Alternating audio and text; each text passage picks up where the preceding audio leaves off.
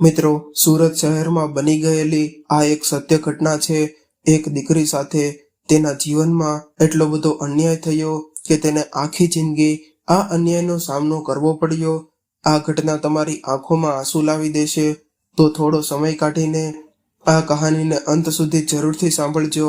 દીકરાના લગ્નની ખુશીમાં રમેશભાઈ ખૂબ જ ઉત્સાહિત હતા. મનમાં ને મનમાં જ પોતાને બધાથી અમીર મહેસૂસ કરી રહ્યા હતા. લગ્નમાં આવેલા બધા જ મહેમાનોના મોઢા ઉપર નરેશભાઈનું નામ લેવાઈ રહ્યું હતું. આખરે તેમણે પોતાના સોફ્ટવેર એન્જિનિયર દીકરાની પૂરેપૂરી કિંમત વસૂલી લીધી હતી. ખૂબ જ રૂપિયાદાર ઘરની એકદમ સુંદર અને ભણેલી ગણેલી વહુને મેળવીને સ્વયં પોતાને ગંગામાં નહાયા હોય એવો અહેસાસ કરી રહ્યા હતા. રમેશભાઈએ એકદમ ધામધૂમથી દીકરાના લગ્ન કર્યા હતા. લગ્ન પૂરા થયા, બધા રીતે રિવાજો અને રસમ પૂરી થઈ એટલે બંને દીકરાઓ વહુને લઈને અમેરિકા જવાની તૈયારીમાં લાગી ગયા હતા. મોટો દીકરો ડોક્ટર હતો અને નાનો દીકરો એન્જિનિયર. એકદમ સુખી કુટુંબ હતું. મોટો દીકરો તો પહેલેથી જ અમેરિકામાં રહેતો હતો. તેની પત્ની પણ તેની સાથે જ હતી. બંને દીકરાઓને પત્નીઓ પણ ભણેલી ગણેલી મળી હતી. પરંતુ ખબર નહીં, ન જાણે કેમ રમેશભાઈએ તેની દીકરીના લગ્ન નાની ઉંમરમાં જ કરાવી દીધા હતા. જો તેઓ દીકરીને થોડું ઘણું વધારે ભણાવી લીધી હોત તો સારું હતું. જો તેમની દીકરી ભણેલી ગણેલી હોત, તેમને જમાઈ પણ એ દરજ્જાનો મળ્યો હોત.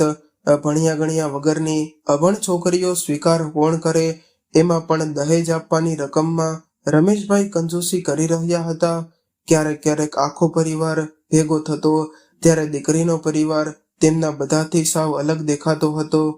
ક્યારેક ક્યારેક દીકરી પોતાની માને ફરિયાદ કરતી કે માં, તમે મારામાં અને ભાઈઓમાં આટલો બધો ભેદભાવ કેમ રાખ્યો છે? ત્યારે સામે એટલું જ સાંભળવા મળતું કે દીકરી, આ બધું તો કિસ્મતનો ખેલ છે. ભગવાન ઉપરથી જ બધાનું નસીબ લખીને આ દુનિયામાં મોકલે છે. આપણે તો બસ તેનું અનુકરણ કરવાનું છે. જે ઉપરવાળો આપણી પાસે કરાવતો રહે છે. જો કે સાવ એવું પણ નહોતું કે જયાબેન તેની દીકરી રેખાને સાચવતા નહોતા. માં જ્યારે તહેવારમાં દીકરીને ઘરે બોલાવતી ત્યારે તેને વિદાય કરતી વખતે દીકરીને 4-5 સાડીઓ, જમાઈ માટે કપડાં, બાળકો માટે રમકડા, આ બધું ભેગું કરીને આખો થેલો ભરીને આપતા. નાના અમથા ભરૂચ શહેરમાંથી આવતી દીકરીને આ સિવાય બીજું શું જોતું હોય? પોતાના સાસરીની થોડી ઘણી માથાકૂટ ભર્યા જીવનમાંથી બહાર નીકળીને મા બાપનો પ્રેમ જોઈને તે ખુશ થઈ જતી હતી. જ્યારે તે ખુશી ખુશી થેલો ભરીને પોતાના સાસરે આવતી તો ત્યાં પણ તેવો રૂઆબ વધી જતો હતો. જ્યારે ભાઈઓ અમેરિકાથી આવતા ત્યારે તે પોતાના પિયરમાં મળવા જતી રહેતી. તેને જેવું મનપસંદ હોય એવું જમવાનું બનાવતી અને ખુશી ખુશી પોતાના મા બાપના ઘરે દિવસો વિતાવતી. આટલા દિવસો તેની મા પણ આરામ કરતી અને પોતાની દીકરીના હાથનું જ જમતી. અને વહુઓ તો લગ્ન કરીને આવી એટલે તરત જ પોતાના પતિઓ સાથે અમેરિકા જતી રહી હતી. બંનેમાંથી એક પણ વહુએ સાસુ સસરાની સેવા નહોતી કરી. તેઓ પણ જ્યારે ભારતમાં આવતી ત્યારે તેમને પણ પોતાના મા બાપનો મોહ તેમની પાસે ખેંચી લેતો હતો. તેઓ પણ પોતાના સાસરે 1-2 દિવસ રોકાઈને પોતાના પિયરમાં જતી રહેતી. રમેશભાઈને પણ આ બધી બાબતમાં કોઈ વાંધો ન હતો.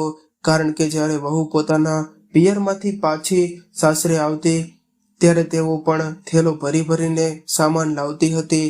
રમેશભાઈ માટે સફારી સૂટ, સોનાની વીંટી, તેમની પત્ની માટે સોનાની ચેન, પોતાના માટે મોંઘી મોંઘી સાડીઓ, આવું બધું આવતું. એટલે રમેશભાઈ પણ પોતાની વહુઓથી એકદમ ખુશ હતા. દીકરીના સાસરે પણ તેની સારી એવી છાપ બેસી ગઈ હતી. કારણ કે જ્યારે પણ તેમના ભાઈઓ અમેરિકા આવતા ત્યારે તેમના માટે મોંઘી મોંઘી ચીજ વસ્તુઓ લાવતા હતા. સમય જતા રેખાના ઘરે પણ વારાફરતી 2 દીકરીનો જન્મ થયો. રેખા પોતાની દીકરીઓમાં પણ ખુશી હતી. વર્ષો વીતવા લાગ્યા. હવે તો રેખાની છોકરીઓ પણ મામાના આવવાની રાહ જોવા લાગ્યું. અને છોકરીઓને તો પણ મામાનો પ્રેમ ખૂબ જ ગમતો હતો. હવે તો નાના નાની પણ વૃદ્ધ થઈ ગયા હતા. રેખા જ્યારે પણ પોતાના પિયરમાં જતી એટલે એના મા બાપની ખૂબ જ સેવા કરતી અને તેના બદલામાં બહુ બધો પ્રેમ તેને મળતો હતો. પરંતુ સમય જતા દીકરો અને વહુ તો હવે ક્યારેક ક્યારેક જ ભારત આવતા હતા, કારણ કે હવે તો તેમને પણ બાળકો થઈ ગયા હતા. તેમના બાળકો પણ મોટા થઈને સ્કૂલમાં ભણવામાં બેસી ગયા હતા. હવે તો તેમને પણ બાળકોના ભવિષ્યની ચિંતા હતી.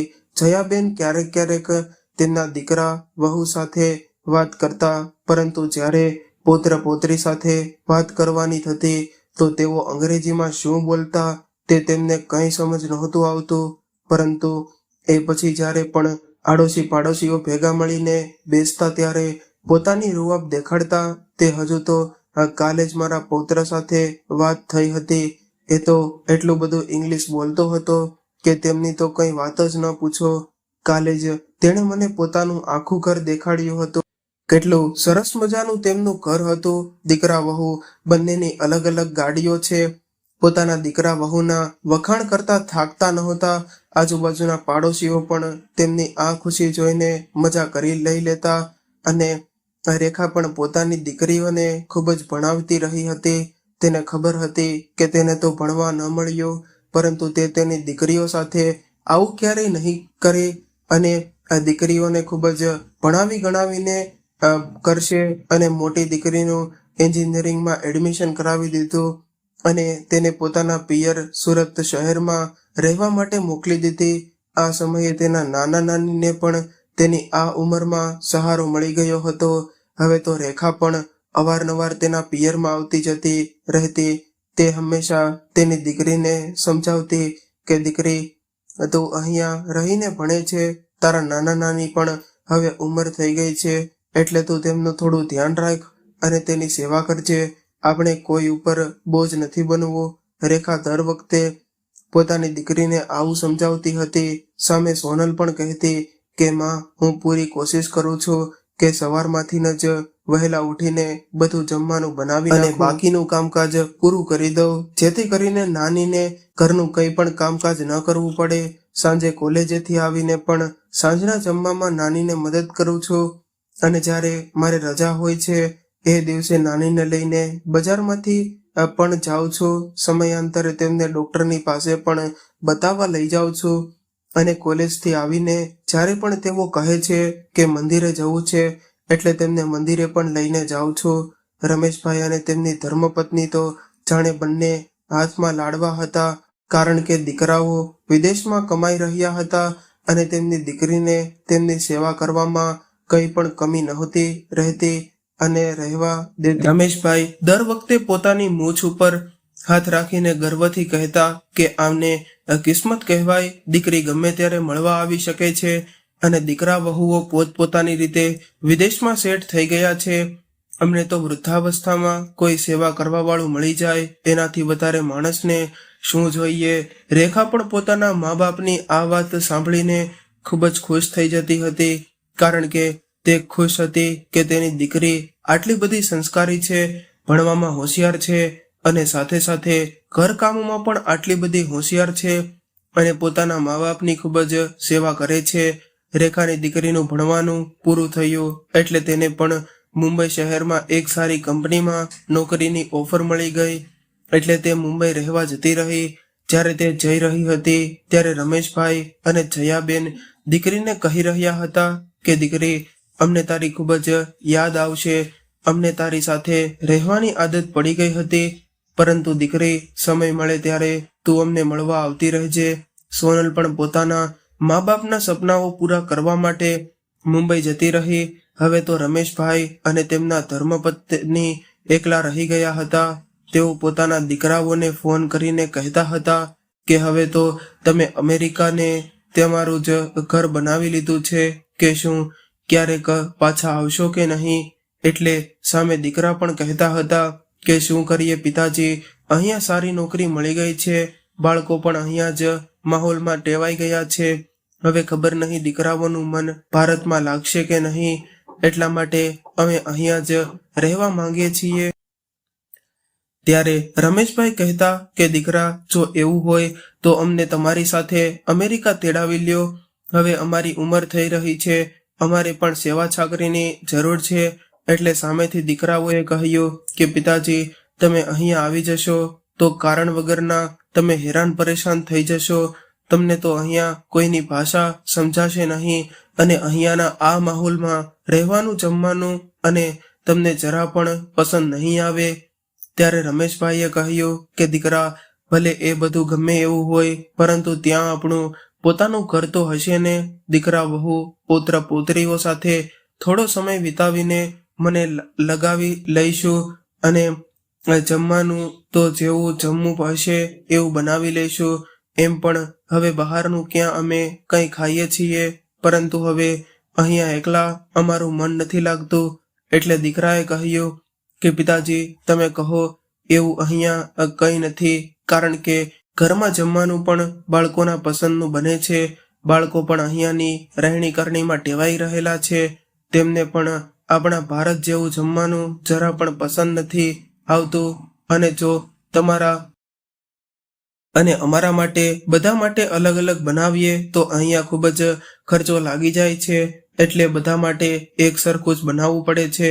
રમેશભાઈ તેના બંને દીકરાઓ સાથે અલગ અલગ વાત કરતા હતા, પરંતુ બંનેનો કહેવાનો મતલબ તો એક જ હતો. એક દિવસ ગુસ્સામાં રમેશભાઈએ કહી દીધું કે દીકરા, તમે ભલે ગમે એ કરતા હોય, પરંતુ વહુ તો અહીંયાની જ છે ને. તેઓ થોડી કઈ વિદેશની છે તો તેઓ અમારા લાયક જમવાનું પણ ન બનાવી શકે. એટલે દીકરાએ કહ્યું કે પિતાજી, અહીંયા અમારા ઘરનું પણ એક રૂટીન છે. વહુઓ પણ પોતપોતાના હિસાબે રહે છે. જો તમે એવું વિચારતા હોય કે અહીંયા પણ તમને ત્યાં ભારતની જેમ 3 સમયનું જમવાનું મળે અને ગરમા ગરમ નાસ્તો મળે અને બધું જમવાનું તમને સમયસર ગરમા ગરમ મળતું રહે, તો એ બધું અહીંયા નથી થઈ શકે એમ. એથી સારું છે કે તમે ત્યાં જ રહો. એમ પણ રેખાનો તો તમને થોડા થોડા સમયે મળવા આવતી રહે છે. જુઓ, તમારે વધારે કંઈ જરૂર હોય તો રેખાને જણાવી દેજો, એ તો તમને ગમે એ સમયે મળવા આવતી રહેશે. દીકરાઓની આવી વાતો સાંભળીને રમેશભાઈના ધર્મપત્ની જયાબેને કહ્યું કે હજુ તો આપણે એમને ત્યાં ગયા નથી, તો પણ તેઓ આપણી સાથે આવી રીતે વાત કરી રહ્યા છે. પરંતુ જો આપણે એકવાર ત્યાં જતા રહીએ તો આપણી હાલત કેવી થઈ જશે. ત્યાં આપણે હેરાન થવાનો જ સમય આવશે. આપણે એમને ભણાવી ગણાવીને મોટા કર્યા, એનું આજે આપણને આ પરિણામ મળી રહ્યું છે. હવે તો આપણા દીકરા કે વહુઓ આપણને તેમની પાસે બોલાવે તો પણ ક્યારેય હું તેમની પાસે નહીં જાઉં. જયાબેને હૃદય ભરાઈ ગયું. તેમણે તેમની દીકરી રેખાને ફોન કરીને રડતા રડતા આ બધું જણાવી દીધું. રેખાથી પણ પોતાની માનું આ દુઃખ જોવાઈ નહોતું રહ્યું. તેણે પણ રૂંધાયેલા અવાજમાં કહ્યું કે માં, હૃદય નાનું ન કરો. બની શકે કે ભાઈઓને કંઈ તકલીફ હશે એટલે તેઓ તમને ત્યાં બોલાવી નથી રહ્યા. જયાબેને કહ્યું કે આ દીકરી જે મા બાપે સુખ દુઃખ વેઠીને દીકરાઓને મોટા કર્યા, હવે એ જ મા બાપ હેરાન થઈ રહ્યા છે. હવે તો રોજે સવારે જયાબેને રેખાને ફોન કરી દેવા અને પોતાના દુઃખો સંભળાવતા રહેતા. એક દિવસ જયાબેને કહ્યું કે રેખા, તારી દીકરી અમારી સાથે રહેતી હતી ત્યારે તો કમસે કમ એમને સમયસર જમવાનું મળતું હતું, આખું ઘર પણ સાફસૂફ રહેતું હતું. પરંતુ હવે તો નોકરોના ભરોસે જીવન ગુજારી રહ્યું છે. ન તો ઘરમાં સરખી સાફ સફાઈ થઈ રહી છે અને ના તો જમવામાં કોઈ સ્વાદ આવી રહ્યો છે. આ સાંભળીને રેખાનું મન પણ મા બાપ ઉપર ભરાઈ આવ્યો. એટલે તેણે પોતાના પતિને કહ્યું કે હું મારા પિયર મારા મા બાપને મળવા જઈ રહી છું. મારા મા બાપ સાવ એકલા પડી ગયા છે. એટલે રેખાના પતિએ પણ કહ્યું કે હા, તું થોડા દિવસ માટે મા બાપને મળવા જતી રહે, અહીંયાનું હું બધું સંભાળી લઈશ. રેખા થોડા દિવસ માટે પોતાના મા બાપના ઘરે રોકાવા માટે જતી રહી. તે વહેલી સવારમાં ઉઠીને જ ઘરનું બધું કામકાજ કરવામાં લાગી જતી અને મા બાપ માટે ગરમા ગરમ નાસ્તો અને જમવાનું બનાવી નાખતી. રેખાએ એ અઠવાડિયામાં આખા ઘરની હાલત બદલી નાખી. તેની માં પણ દીકરીના હાથનું ગરમા ગરમ જમવાનું જમીને આરામથી સૂઈ જતા હતા. પોતાની માને આરામથી સૂતેલા જોઈને રેખાનું મન પ્રસન્ન થઈ જતું. તે પણ ખુશી ખુશી આરામ કરવા લાગતી અને પોતાની મા પાસે રહીને તેને પણ સારું લાગી રહ્યું હતું. રેખાને પણ પોતાના બંને ભાઈઓના આવા વર્તન પસંદ નહોતા આવતા, પરંતુ એ શું કરી શકવાની હતી. બેચારીએ પણ પોતાનું જીવન જેમ તેમ કરીને વિતાવતું હતું. જોકે રેખાને પતિ સારા સ્વભાવનો મળી ગયો હતો, એટલે તેને પોતાના ઘરે કંઈ વાંધો નહોતો. થોડા વર્ષો એમ જ વીતી ગયા.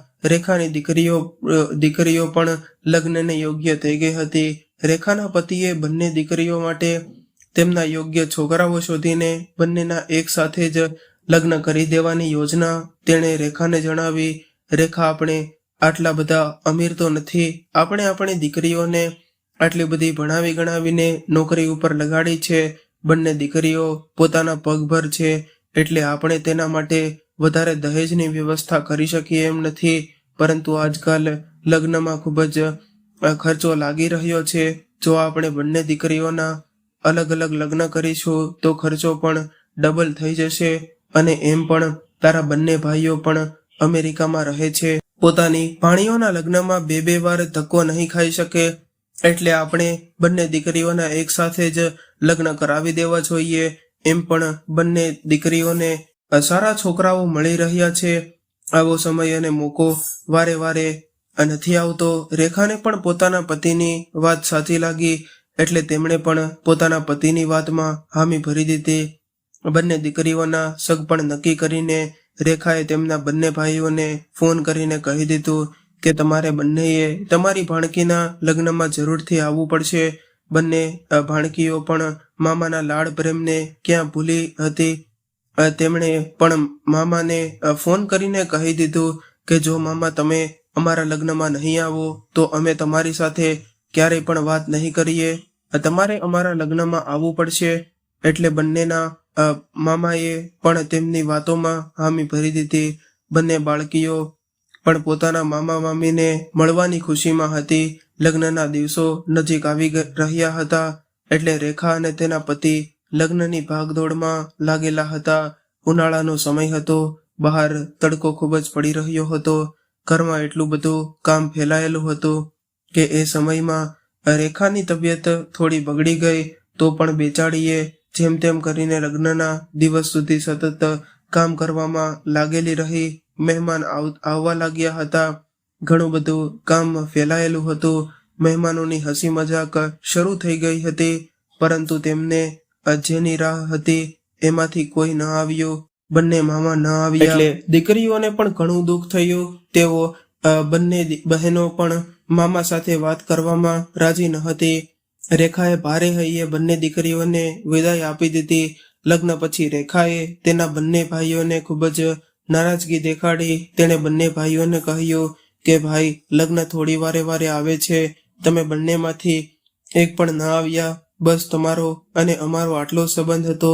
તમે તો એ પણ ન વિચાર્યું કે મારા સાસરીવાળા લોકો શું કહેશે, અને ઘણું બધું સાંભળવા મળ્યું છે. આ વાત ઉપર તેના ભાઈએ કહ્યું કે અરે બેન, એવું કંઈ નથી. થોડી હોય, આપણો તો ભાઈ બહેનનો સંબંધ છે, પરંતુ શું કરીએ, બાળકોની પરીક્ષાઓની તૈયારીઓ ચાલી રહી હતી, એટલે ત્યાં કેવી રીતે આવી શકીએ. અને જો આમ અચાનક જ 2 દિવસ માટે ભારત આવ્યો હોય તો ત્યાંથી પાછા આવવાનું મન ન થાય. એટલે અમારે આવી રીતે કેમ આવવું. એટલે રેખાએ ભાઈઓ સાથે વધારે માથાકૂટ ન કરતા શાંતિથી કહ્યું કે હા ભાઈ, હું બધું સમજી શકું છું, કંઈ વાંધો નહીં. હવે તમને જ્યારે સમય મળે ત્યારે આવજો. પોતાના ભાઈઓ સાથે વાત કરીને રેખાનું મન તો હળવું થઈ ગયું, પરંતુ તેની શારીરિક તબિયત સારી ન થઈ. રાત્રે તેને ખૂબ જ તાવ વધી જાય છે.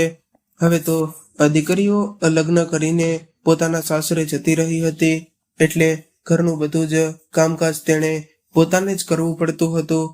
આ બધા દિવસોમાં એક દિવસ રેખાના પિતાજીનો ફોન આવ્યો. તેઓ કહેવા લાગ્યા કે દીકરી, તારી માની તબિયત સારી નથી.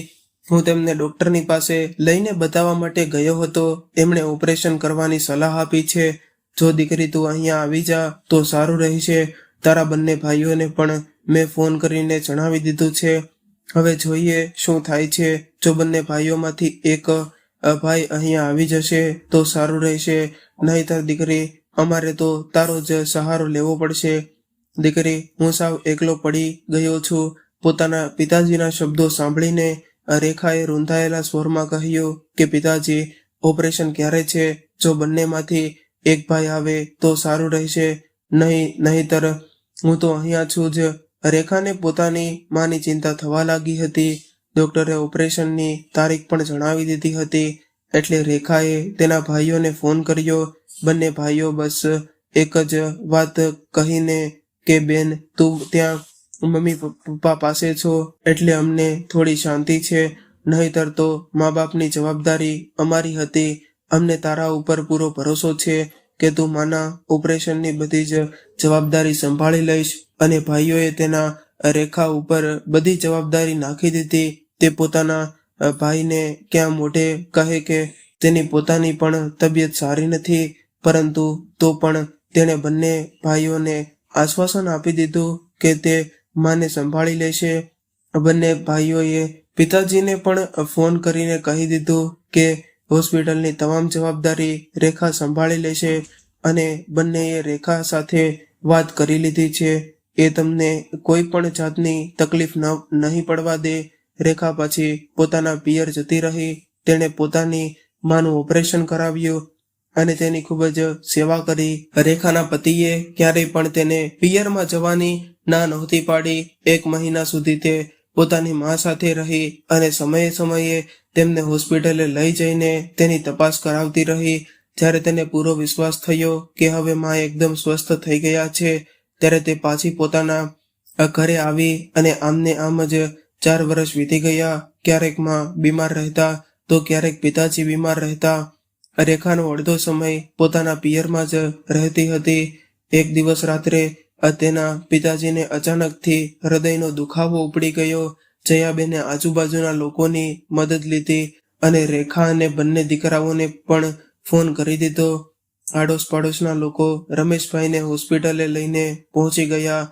રેખા પણ પોતાના પતિને લઈને હોસ્પિટલ પહોંચી ગઈ. ડોક્ટર કહી રહ્યા હતા કે રમેશભાઈની તબિયત ખૂબ જ ગંભીર છે. પોતાના દીકરાઓ આ સમયે પાછા આવવા તૈયાર નહોતા થતા એટલે જયાબેનને પણ દુઃખ થયું. જયાબેને પણ ગુસ્સામાં બંને દીકરાને કહી દીધું કે હવે તમારે બંનેને આવવું હોય તો ઠીક છે, નહીંતર અમારા અંતિમ સંસ્કાર પણ અમારી દીકરી રેખા કરી દેશે. માનો ગુસ્સો જોઈને દીકરાઓ પણ સમજી ગયા હતા કે પરિસ્થિતિ ખૂબ જ ગંભીર છે. તેઓ પણ પોતાના પરિવારને લઈને અમેરિકાથી ભારત પહોંચી ગયા હતા. રમેશભાઈ પણ પોતાના દીકરા, વહુ, પુત્ર પુત્રીઓને જોઈને ખૂબ જ ખુશ થઈ ગયા હતા. તેમની પણ તબિયતમાં ખૂબ જ જલ્દી સુધારો આવી ગયો. બંને દીકરાઓ 1 મહિનાની રજા લઈને આવ્યા હતા. રેખા તો હોસ્પિટલેથી આવીને તરત જ પાછી પોતાના સાસરે આવી ગઈ હતી. અહીંયા દયાબેન રસોડામાં રસોઈ બનાવવા લાગી જતા. એટલી ગરમીના રેબઝેબ થઈને બહાર નીકળતા. બંને વહુ તો સવારમાં મોડે સુધી આરામ કરતી.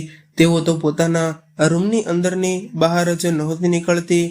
જ્યારે તેઓ રૂમની અંદરની બહાર નીકળે તો કેટલી ગરમી પડી રહી છે એવું કહીને પાછી રૂમની અંદર જતી રહેતી. ઘરનું બધું કામકાજ જયાબેનને કરવું પડતું હતું. આ બધું જોઈને જયાબેનને દુઃખ તો ઘણું થતું હતું, પરંતુ આટલા વર્ષો પછી દીકરા વહુને સામે જોયા એટલે તેઓ તરત જ ખુશ થઈ જતા. એક દિવસ રાત્રે બંને ભાઈઓ પોતાના પિતાજીની પાસે બેસીને પોતાના બાળપણને યાદ કરી રહ્યા હતા. રમેશભાઈ પણ ખૂબ જ ખુશ નજર આવી રહ્યા હતા. નાના દીકરાએ વાતની શરૂઆત કરી, પિતાજી, હવે તમે આપણા ગામડે રહેલી જમીનનું શું કરશો? હવે તો તેમાંથી કંઈ પણ ઉપજ નથી મળતી, તો આપણે તેને વહેંચી નાખીએ. એમ પણ આજકાલ જે લોકો જમીન વાવતા હોય એ લોકો જમીન ઉપર કબજો કરી લે છે.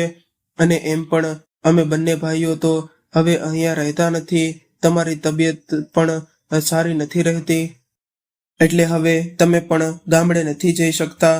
હવે તો એ ગામડાની જમીન આપણા કોઈ કામની નથી રહી. અમારે તો ઘણા વર્ષો થઈ ગયા ગામડે નથી ગયા. એને હવે તો ખબર નહીં આપણે ક્યારે જવાનું થશે કે નહીં. જયાબેન પણ પોતાના પુત્ર અને પૌત્રીઓના મોહમાં ગાંડા થઈ ગયા હતા. ચિંતામાં પણ હતા. અવારનવાર સમયમાં બંને પતિ પત્નીમાંથી એકને કંઈ થઈ જતું તો બીજાનું શું થશે. એટલે તેમણે પતિને કહ્યું કે આપણે આપણી મિલકતનો ભાગ પાડી નાખીએ. આજે તો આપણા દીકરાઓ પણ અહીંયા આપણી સાથે છે. ન કરે નારાયણ, કાલે આપણે આ દુનિયામાં ન રહીએ તો આપણી મિલકત ઉપર બીજા લોકોએ પોતાનો હક જમાવી લેશે. એ કરતાં તો આપણે આપણી મિલકતનો ભાગ પાડી નાખીએ. ગામડે જમીન મકાન છે એ બધું વેચીને સરખો ભાગ કરી નાખીએ. એટલે છોકરાઓએ ઉપાધિ નહીં. એટલે રમેશભાઈએ કહ્યું કે હા, તું વાત તો સાચી કહી રહ્યો છો. જો આપણે મરી જઈશું તે એ પછી આ બંને દીકરાઓમાંથી કોઈ પણ અહીંયા ભારતમાં રહેવા નહીં આવે. અત્યારે તો આપણા દીકરાઓ અને તેના બાળકો પણ અહીંયા આવ્યા છે. એટલે તેઓ પણ આપણા મકાન અને જમીન જોઈ લેશે અને તેમના હક હિસ્સાની પણ વાત થઈ જશે. નહીતર તો આપણા મરી ગયા પછી આપણને કોણ યાદ કરશે. આપણે જીવતા છીએ તો પણ તેમને આપણા માટે સમય નથી. પતિ એ જેવો જ પોતાનો નિર્ણય દીકરાઓની સામે રાખ્યો એટલે બંને દીકરાઓ તેમની વાતમાં રાજી થઈ ગયા. રમેશભાઈએ પોતાના આખા પરિવાર સાથે ગામડે પહોંચી ગયા અને દીકરાઓએ પણ અમેરિકામાંથી વધારે સમયની રજા લઈ લીધી હતી. આખો પરિવાર 1 મહિના સુધી ગામડે રોકાણા. જ્યારે જમીન મકાન વેચવાની વાત ગામમાં રાખવામાં આવી ત્યારે ગામના એક મોટા જમીનદારે સારા ભાવમાં તેમનું આ મકાન અને જમીન ખરીદી લીધી. ગામડાની મિલકત વેચીને તેઓ પાછા સુરત આવતા રહ્યા. રમેશભાઈએ મિલકતના બધા જ રૂપિયા તેમના બંને દીકરાના સરખા ભાગે વહેંચી દીધા. તેઓ સુરતમાં જે ઘરમાં રહેતા હતા એ પણ તેમના બંને દીકરાના નામ ઉપર કરી દીધું. પોતાની પાસે રહેલા જૂનવાણી સોનાના દાગીનાઓ હતા એ પોતાની પત્ની જયાબેનને આપી દીધા. પરંતુ તેમના મૃત્યુ પછી પણ એક ઘરેણામાંથી કેટલું ઘરેણું કોને મળવું એનો હક હિસ્સો નક્કી કરી લીધો.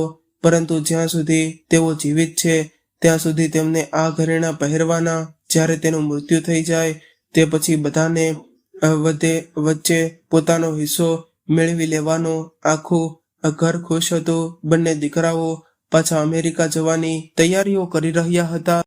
એટલા માટે રેખા અને તેની બંને દીકરીઓ પણ બધાને મળવા માટે રમેશભાઈના ઘરે આવી હતી.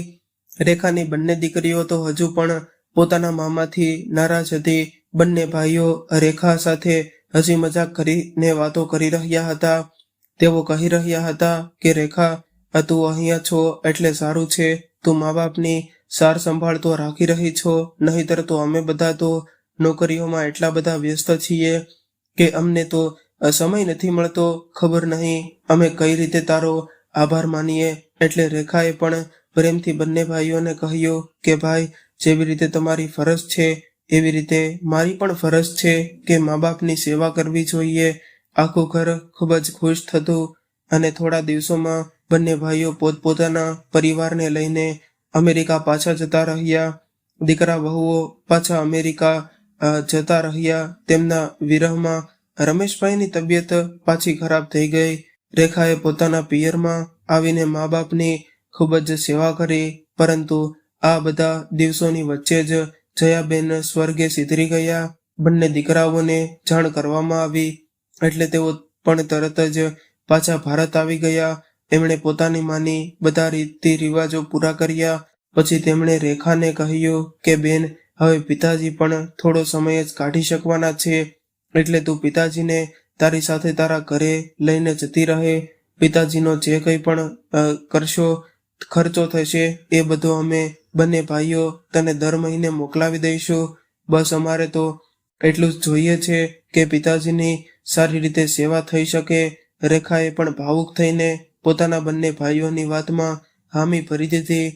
રમેશભાઈનું મકાન ખાલી કરવામાં આવ્યું અને તેમની રહેવાની વ્યવસ્થા રેખાના ઘરે કરી દેવામાં આવી. મકાન ખાલી કરતા સમયે જયાબેનની મોંઘી સાડીઓ રેખાને આપતા તેની મોટી ભાભીએ કહ્યું કે જુઓ દીદી, જ્યારે મિલકતનો ભાગ પડી રહ્યો હતો ત્યારે માએ કહ્યું હતું કે તેમની આ બધી મોંઘી સાડીઓ રેખાને આપી દેજો, કારણ કે તેમની બધી યાદો તેની સાથે રહે. રેખાએ સહજતાથી આ બધો સ્વીકાર કરીને પોતાની ભાભીનો આભાર માન્યો.